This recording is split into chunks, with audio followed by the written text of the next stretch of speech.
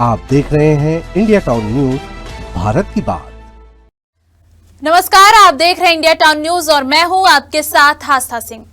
छत्तीसगढ़ में अचल संपत्तियों के बाजार मूल्य निर्धारण से जुड़े नियमों में 25 साल में पहली बार ऐतिहासिक बदलाव होने जा रहा है। 20 नवंबर 2025 यानी आज से पूरे राज्य में नई गाइडलाइन दरें लागू होंगी और इसका असर हर शहर, हर गांव, हर जमीन पर सीधे दिखाई देगा। दरअसल पंजीयन महानिरीक्षक और अधीक्षक मुद्रांक कार्यालय ने इसके लिए प्रदेश के सभी कलेक्टरों और संबंधित विभागों को आधिकारिक आदेश जारी कर दिए हैं। सूत्रों के मुताबिक सिर्फ शहरी क्षेत्रों में ही जमीन की गाइडलाइन दरें 150% से 400% तक बढ़ाई गई हैं, ताकि संपत्ति का मूल्यांकन अब असली बाजार दरों के करीब हो सके। चलिए विस्तार से जानते हैं इस रिपोर्ट के बारे में।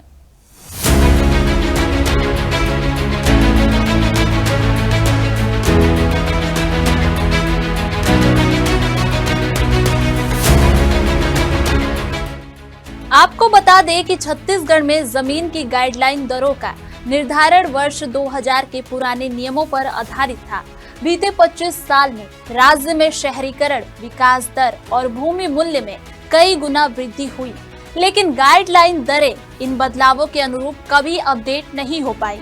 इसके चलते बाजार मूल्य और गाइडलाइन मूल्य में बड़ा अंतर, रजिस्ट्री के समय विवाद, अतिरिक्त शुल्क और मूल्यांकन में मानवीय हस्तक्षेप जैसी समस्याएं लगातार बढ़ रही थी।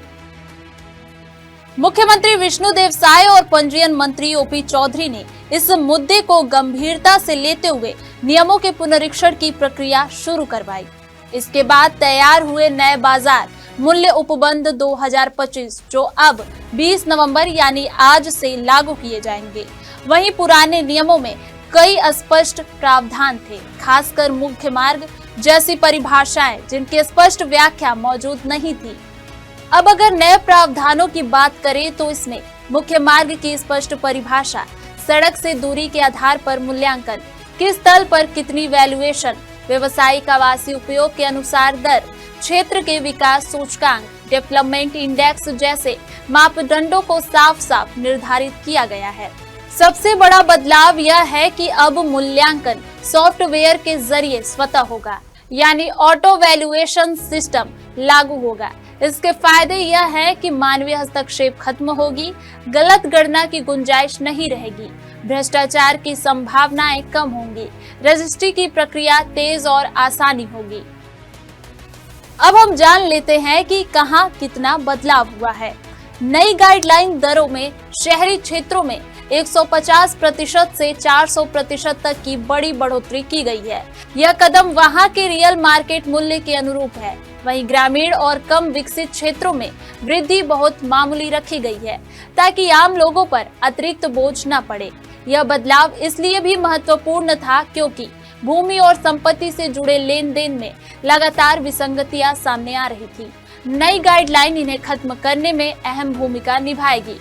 विशेषज्ञों का मानना है कि रियल एस्टेट में पारदर्शिता बढ़ेगी, कोर्ट में जमीन विवाद कम होंगे, बाजार और रजिस्ट्री मूल्य में अंतर घटेगा, राज्य में निवेश और नियोजन मजबूत होगा।